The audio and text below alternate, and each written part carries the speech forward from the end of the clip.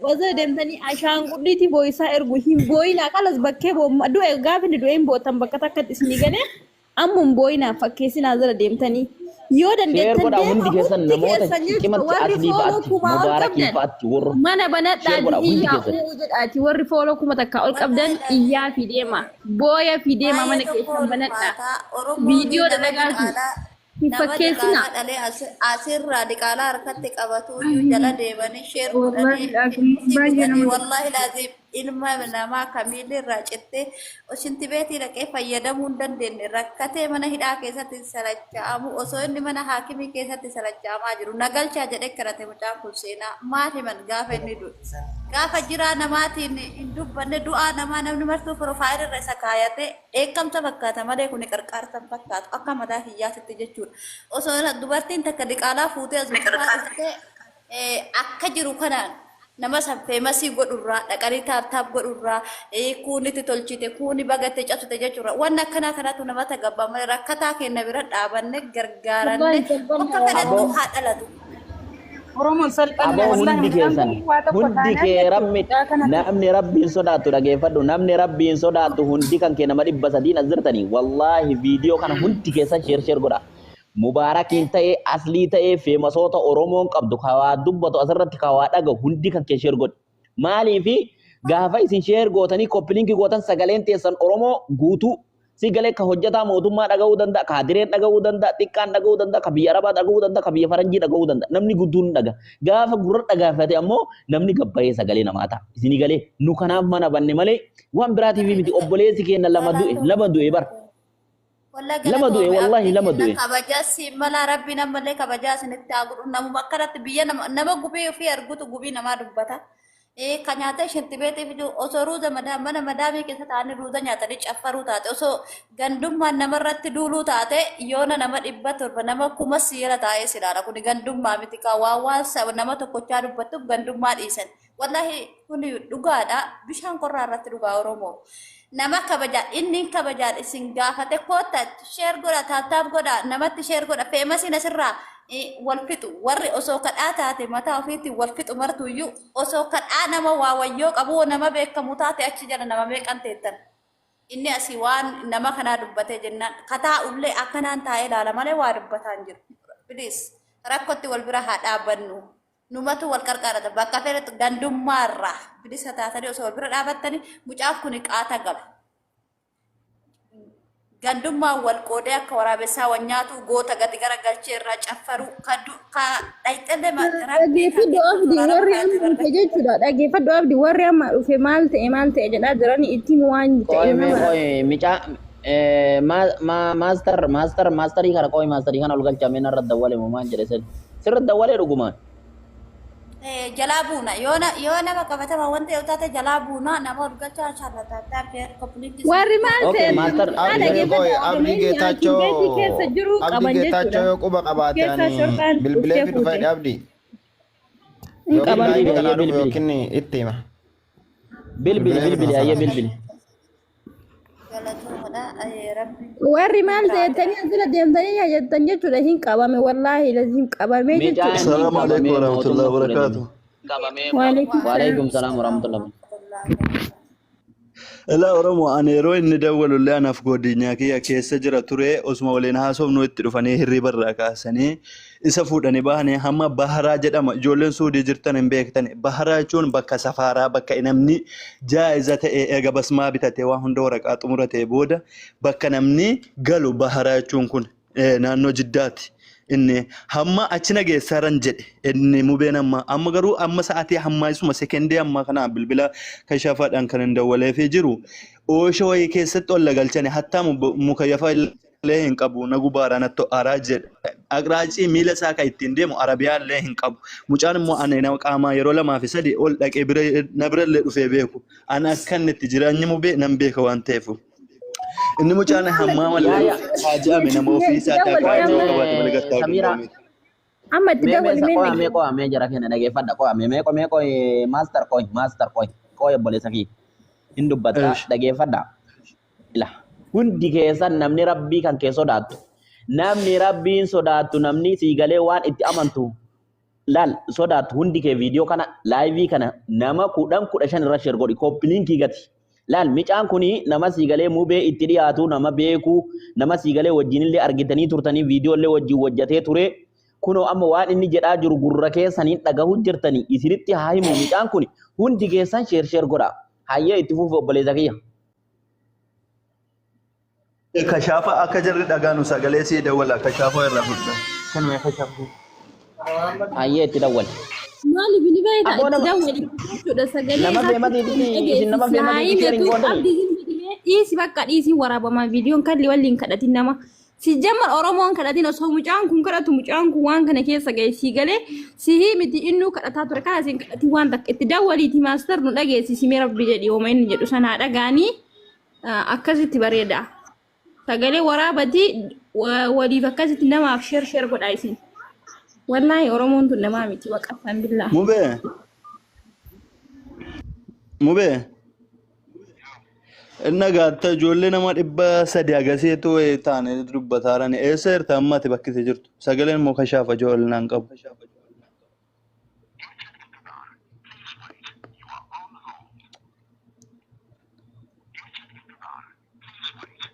Hin dhaga'amaa xiqqoo ijoollee.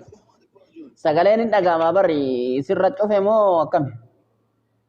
Qo'ee wayirra dabarsan ijoollee xirra dadawwalaaran waan ta'eef isaa irratti illee jirree. Koominitiin makkaalee. Abdi Geetaachoo fa'aartillee share godhaa koppiliinkii godhaa hundi keessa. Innaa akkasii ijoollee ooshoo itti ol galchanii innaan dhaabbataa jedhaa hammalaasa. Saatii ammaatti makiinaa keessa jiraa jedha. Bakki inni baharaa jedhu kana an baharaa kana nan beeka. Safaariitu achi dhaqa. Warra jaa'iza ta'e. Isuma immoo biiroo yeroo hammaa kanatti guyyaa 3 namni dhaqee arguu hin danda'u mubee. Maaliif harri kam isaame jimaata cufaadha, xinnaa cufaadha, guyyaa xinnaa akka naannoo keenyatti xinnaa dhaga. Achi itti aansee illee cufaadha jechuudha. Guyyaa 3 cufaadha namni isaa arguu hin danda'u bakka sanatti. Sinii galee baharaa jechuun bakka namni jaa'iza. Bayyaa saafaruudhaaf taa'u sana jechuudha. Haguma immoo guyyaa 3 kana namatti aanu malee mubeen jiraachuu hin danda'u qophaasa. Ani waan ofii kiyyaa beekuuf jechuudha itti dhaqee. Innaa akkanaa bakka jirtanuu sagalee taa'aa fi sa'aatii ammaa osoo inni illee baharaan qaqqabne ammuma koominitiin makkaa hundi jira akka deeman dawwalee fi kee isheen ajiibi akka dura bu'aa koominitii isaan illee dha. Namni dawwalee beeyte ati amma cufiitii itti deebisi gubbaan itti dawwalee. Irraa cufi maaster nama itti dawwalee amma laal dhageeffadhu laal Oromoo dhageeffadha. Amma boota inni geessan kun harabiyaa isaa sanillee fuuneefi. Harabiyaa illee qabu aqraacii illee isa ka'ee harkaan dhaabbatee deemu sanallee qabu zimbilee akkanumatti hin deemee jedhe hatta sardama kabajaadhaan illee nan fuunee jedhe akkanuma dhukkubsataa tokkotti nan fuunee jarumti Mustafaa deemu jennaanuma shaanxaa kiyyallee waman fudhadheeyyuu waan hin dhiiseyyuu hin beeku jawaaluma kiyya bakka dhuffadhuuf dhiisullee hin beeku ammoo jarri jawaalan harkaa fudhatani wassafachuullee hin danda'u jedhe wassafachuu jechuun bootuman jiruyyuu himachuu hin danda'u wallahi isuma hammaa kana bakka deemtu akka dhaabbattu lookshiinan irra ergina lookshiinan harka ergina naan lookshiina bakka geegeetti lookshiinan irra ergaa hagammaa jechuudha himachuudhaallee hin danda'u isumaayyuu kabajaadhaan nan fuunee jedhe natti dalgisanii wallaahi kunoo sagalee isaa waraabee sin jala of jala gadhiisee jira namoonni 300 wayii jirtan kun dhadhanii dhaggeeffachuu dandeessan kabajaadhaan nan fuunee jedhe kunoo ana aga ulee qabullee almusana yuufaniiru jira koi master bakka inni rafutti mana yaalaa sanitti dhaqanii mootummaan dhaxxeetumaan oluma kayyattee akkuma kunoo yaani nama kana itti seenanii qabanii fuudhanii oluma kayyanii osoo agaraa isaa fudhatanii fuudhanii deemaniini ela akkana jedhe mustashfaan qaata inni mustashfaan qaata waraqaa isaa xumuratteettaan mustashfaan sun kan gilleeti sii galee mustashfaa gilleeti erga waraqaa jara biraa xumuratte baqa jarumatu itti kenne hamma warra mustashfaa sana xumuratteetta ka'e jedhanii shiraan wanti jin beekta silaayyuu 100% shira wanne kun innaa gaditti baasanitti kennanii akka mootummoonni dhufan kun firma yookaan namitti makiina sanatti duraanis warri as faraarraa ture warri hingalaattaa hadha qabamta guyyaa hedduu akka inni gabbee dubbate hundi keessanuu dhageessaniitu viidiyoo isaa jalatti himataa ture warri as faraarraa ture sunis mootummoonni warruma isaa amma taananu kana fira jara makiina abbaa makiina sanaan miila isaa irraa kutanii. Eeshi amma waan kana irratti qayyaranii fi galuun danda'u inni qaamaa miidhamaadha. Akkuma beekamu neeraa soo kafalan irraa galchuun danda'ani waan namicha awwaala inni biraan miidhame sanitti dawwalanii furmaan hin argamu.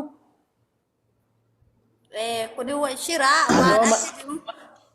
dhaggeeffadhaa laal warri mana hidhaa jira jetta bada warri mana Musteefaa jira jettan mana Musteefaatii mootummaan dhuftee mubeelutti irraa muramte qabdee deemteeni kuno bakka oowwaa geessanii bakka mukayyamni hin jirre geessanii jedhaa jiranii gurgurra keessanii dhagaan jirtanii warra amma dhufe kana nagaafatu kana jira warra qoomantii.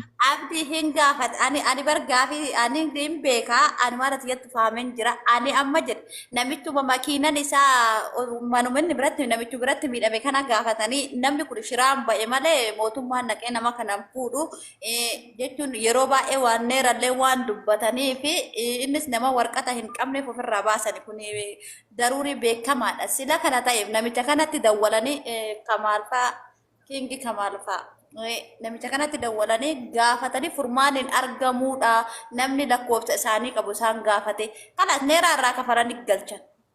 Achitti cinqamurraa neeraa irraa kafalamee hanga inni neeraa irraa kafalamu nama godhaniif nama isa qarqaaru jechuudha. Namni kun karaa itti socho'uuf hin qabu. Laali dhaggeeffadha obboleettiiti laal fakkeenyaaf Kingi Kamaal Abdallaa fa'a wanni gootuuf takkatti hin jiru yoo garuu sanuu gara mootummaatiin gara mootummaa Itoophiyaatiin gara imbaasiitiin ta'e malee biyya kana hin beekna namni tokko waraqaa yoo namni waa gochuuf danda'u akka ammaa kanatti koominiitee makkaa keessaa ishee Najeeb tokkittiidha. Isaan dura bu'aa dhallee nama sagaleen isaanii dhageettii qabullee garuu isaan amma nannaqaa jedhaniiru. Narra dawwalaa rakkan. Irraa kaasi mee. Kamaal hin galchi qaama Kingi Kamaal ni beekaa raqama achiifaanii qaba warra. Hin dhufne azal. Qoy Kamaal azal hin jiru wanni qoy micaa irraa adeemsu micaa gaafannan waan micaan irra jiru yaa qe'ee. Oromoo taaptaap godha koppiliin godha shirba namarratti. Yaa. Zin jettanii homaa irratti shirin godha nama beekumti qabu nama sagalee qabu nama fooloo qabu irratti shirin godha. Wallahi hedduu takka na gaddisiise warabbal kaaba takka akkana gaddeen beeku akka hadhaati warabbal kaaba. Baxaamin na gaddisiise yaaki micaa miskiina shiraan amma kun ifa gala akkuma isin beektan jecha maaliifi tariisii galee abbaan makiinichaa kalutti irraa murame sun itti bitee mootummaa itti bitee jecha takki Oromoonuu itti bitamtee micaa kana mallaqa irra nyaatanii micaa kana gurgurachuu danda'an isinii galee kana mataa keessanii himuu qabdan micaa kana shiraan dhaqanii fuudhan malee waan biraatiif miti waan mallaqa kaasaa hin kaafanna jedhanii fi namichi qara kaasaa hin kafaluu hin danda'u jedhee biyya isin galchane jedheemi sababa saniif jecha dhaqanii itti bitanii mootummaan dhattee kun olaal uffata isaa waa takkatti osoo hin fudhatin osoo shaantaan fudhatin osoo kunoo kiraanchii ittiin deemu tana takkunoo irra taa'u tana osoo hin fudhatin fuudhanii deemanii kunoo mana waati darban jedhan kunoo micaan kunoo akkan jedhu jira gurri keessan dhaga'u jira hundi keessan gabbaatanii akka sooshaal miidiyaa kutaan osoo waliin qoodin aarsi jimma yookaan inni achirraa dhufe osoo isin hin jedhin wanti kun siigalee waan lubbuutii micaan kun lama du'ee gabbaatanii akka Oromootitti siigalee akka Oromoo miti akka Itoophiyaatitti micaa kanaa sagalee ta'uufi qabdan. Wallahi TikTokii warra xiqqaa qabdan warri guddaa qabdan warri fooloon keessan laayivii isin barsiisu gabbaatanii ajandaa godhatanii iyyisiisuu qabu qabdan. Qawti godhuu qabdan ajandaa kana sooshaal miidiyaa waa'ee kan micaa kanaatiin. Maaliif gaafa isin gabbaatanii asirraa iyyitan warri biyyaallee dhaga'uu danda'a. Warri mootummaa keessallee dhaga'uu danda'a. Hattaan abiyyiin amafaatinuu dhaga'uu dandeetti. Gaafa sooshaal miidiyaa irra namni sagalee ta'e siigalee. Kanaafuu gabbaatanii iyyuu qabdanii bo'uun hin barbaachisu micaan kun qaraa osoo na gargaara na dhaqqaba har'a fuudhanii naan deeman bara osoo dhageeffatan wallahi dhugaa keetti jechuudha dhaan amma mucattii hengadda jechuun guriidamte jedhamu mucattii miskiina waggaa 7 jechuun miidiyaan kun guutuun Oromoo fi Amaarri guutuun sagalee taatee fi ennaan guyyaa takkama guyyaa lamatti furmaata argatte haati agarteemi mana kennaniif.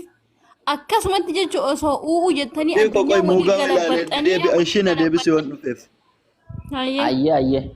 Ittuma yaaleetti yeroo si deebisaan laakkosa tokko barreeffata. Akkasitti jechuudha wallaahi lazim qalbiitiin jiru warabbal kaaba akkuma mucattii sanii sagalee Oromoo Amaara Kiristaana Beenxee osoo hin jedhiin sagalee taatanii daa'ima sanii daa'imti sun furmaata haati si furmaata argatte daa'imattiin sun yoo duute sini galee mucaan kun jechuudha hidhaa kana keessa taa'urramuun kingifaa hoo jedhe kara biyyaa hin galchanii.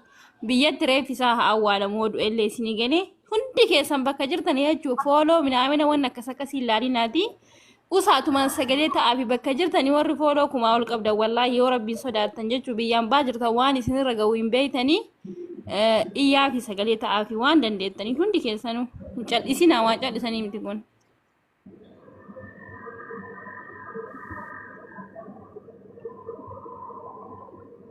yaa warri oseentanis yaada keessan baha. Makkiyaa kootu nee gibish makkiyaa kootu seemme. Makkiyaa tana aboo afaan Amaariffaa kanallee yaafi. Illee godhaa sheer koppiliinki godhamee buleen kee akka qaalee namatti illee sheer godhaa koppiliinki illee godhaa fi baaraan mana olaa ka'uu fi Gibish makkiyaa kootu seemme. argadhu siifan makkiyaan garan jirti. Makkiyaan kunillee nama mubet dhiyaatu mungkin tarii dawwaltee fa'aa wanni godhuu dandeetti waan ta'eef. Dhaggeeffadhaa jara kenna meetii ijoollee feemasoota ooyi makkiyaa tana seensi. Makkiyaan eegibi. Oromoon beeksise amma.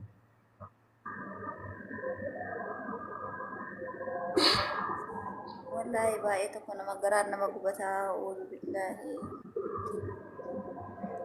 Assalamualaikum warahmatullahi wabarakatuh. Waalaikumsalam warahmatullahi wabarakatuh.